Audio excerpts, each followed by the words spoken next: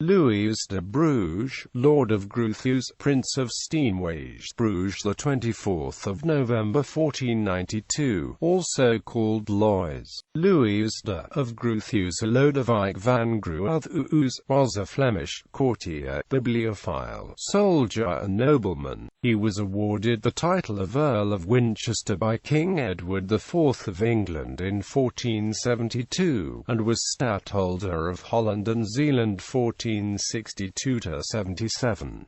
Early life. Born in 1422 as the eldest son of Lord Genevieve of Bruges, and Margaret of Steenhuijs, Lady of Averpham, young Loys was trained in the arts of war and the court in the wealth and luxury of Flanders' golden age. In the Tournament of the White Bear, held in Bruges every year, Loys took part in 1443, 1444, 1447, 1448 and 1450.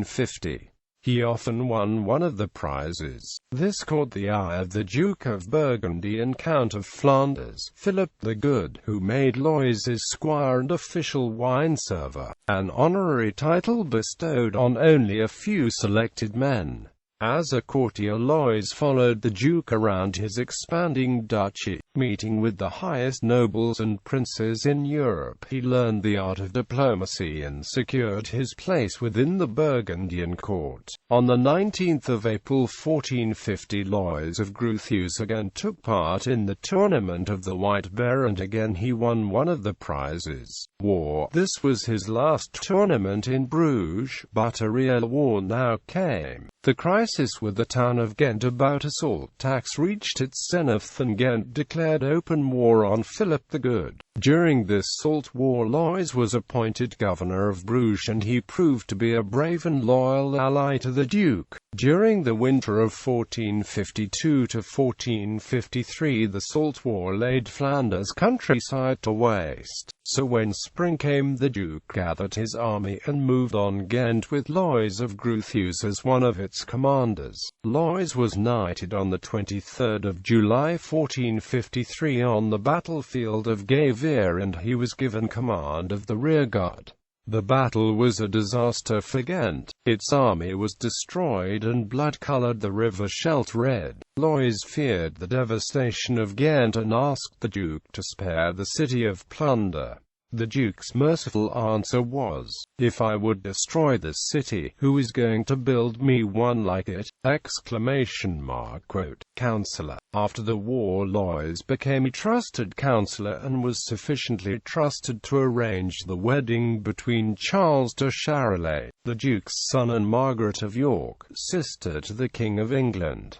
In 1454 he was present at the Feast of the Pheasant in Lille. In 1455 he himself married Margaretha, Lady of Borsel, of the most prominent noble family of Zeeland, related to the Scottish and French royal families and to the Dukes of Burgundy.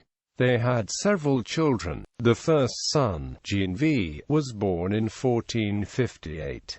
In 1461, Loys was made a Knight of the Order of the Golden Fleece. He now bore the titles of Siege de Bruges, Prince of Steenhuijs, Lord of Averpham, Harmstead, Oostkamp, Beveren, Fieltenhove, and Speyer. Between 1463 and 1477 he held the position of Lieutenant General in The Hague as the Duke's highest official in the provinces of Holland, Zeeland and Frisia. During the winter of 1470 to 1471, Gruuthuse hosted King Edward IV, an exile from the Wars of the Roses. In return, Edward later gave Gruuthuse the hereditary title of Earl of Winchester, a very exceptional honor for a non-Englishman. Under Charles the Bold, Charles de Charolais, later to be known as Charles the Bolder the Rash, succeeded his father in 1467.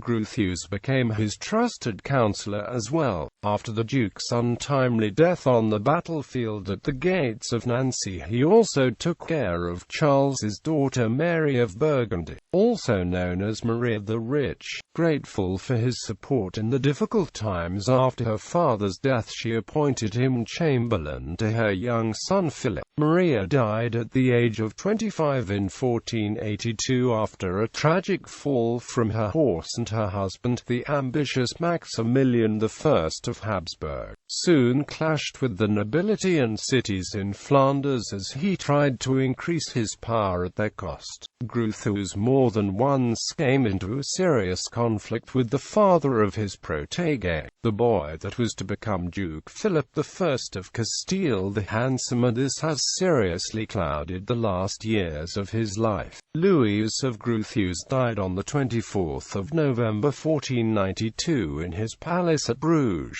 It is said that a great thunderstorm raged over the city at the time of his burial.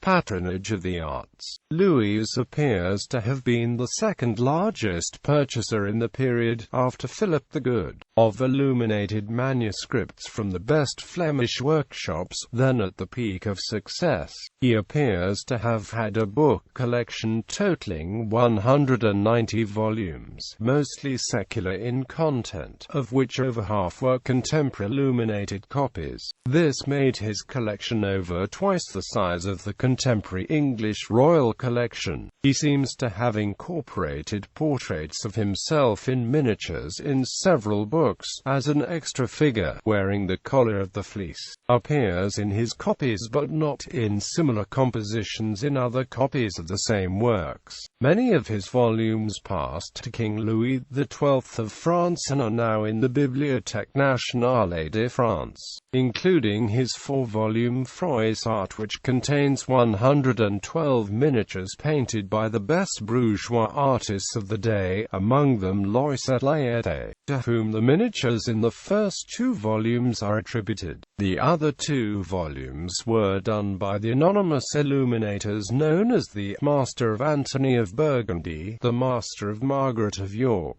and the Master of the Dresden Prayer Book as an assistant. The Gruuthuse manuscript, containing vernacular poetry, was owned by the Belgian noble family Van Calonne of Koelkerke near Bruges until it was sold to the Dutch Royal Library in The Hague in February 2007. Another manuscript, the Penitence d'Adam of 1472, was dedicated to him by the famous Bruges scribe and later printer Collard Mansion. Louis was in fact one of the last people to commission new manuscripts on such a scale. He probably began collecting books in the late 1460s, with many of his major commissions dating from the 1470s. In some cases even from that decade the titles already existed in printed form, and by the end of his life most titles could be bought printed, and Flemish illumination, especially of secular works, was in deep decline. The collapse of the Burgundian state after the death of Charles the Bold further worsened this position, and there is documentation showing Louis allowed Edward IV of England to buy a Josephus commissioned by him from the workshop,